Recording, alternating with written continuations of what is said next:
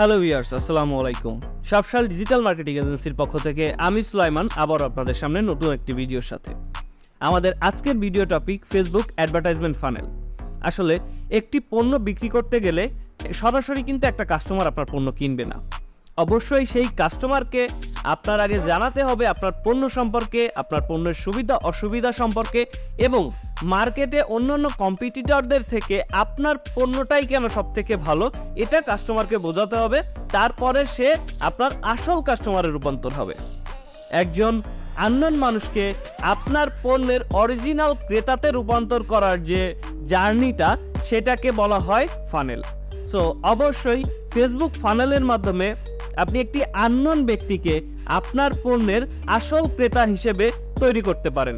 সাধারণভাবে আপনি সরাসরি সেলস ক্যাম্পেইন চালানোর থেকে ফেসবুক অ্যাডভার্টাইজমেন্ট ফানেল ক্রিয়েট করে যদি আপনি অ্যাডভার্টাইজমেন্ট রান করেন তাহলে আপনার তুলনামূলক কস্টিং অনেক কম আসে।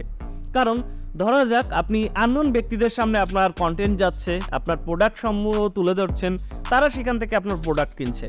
এখন যারা আপনার প্রোডাক্ট সম্বন্ধে অলরেডি জানে তারা আপনার প্রোডাক্ট বেশি কিনবে নাকি যারা জানে না তারা কিনবে? সো এই বিষয়টা লক্ষ্য করলে আমরা বুঝতে পারি অবশ্যই যারা আমার প্রোডাক্ট সম্বন্ধে বেশি জানে এবং প্রোডাক্ট সম্বন্ধে যাদের আইডিয়া আছে তারাই বেশি আমাদের প্রোডাক্ট কিনবে। So Facebook advertisement funnel create করলে আপনার খরচ অনেকাংশে কমে আসবে এবং আপনার যে ব্র্যান্ড ভ্যালু ওইটা আপনি ডে বাই ডে ইনক্রিজ করতে পারবেন। কারণ আপনি যখন আপনার পণ্যটি একজনের সামনে একাধিকবার তুলে ধরছেন তখন কিন্তু আপনার পণ্য সম্পর্কে তার একটা ধারণা তৈরি হচ্ছে এবং আপনার পণ্য সম্পর্কে তার একটা আইডিয়া জেনারেট হচ্ছে এবং তার মাধ্যমে কিন্তু আরো অনেক ক্রেতা বের হয়ে আসতে পারে যদি সে আপনার পণ্যটার থেকে স্যাটিসফাইড থাকে। ধন্যবাদ।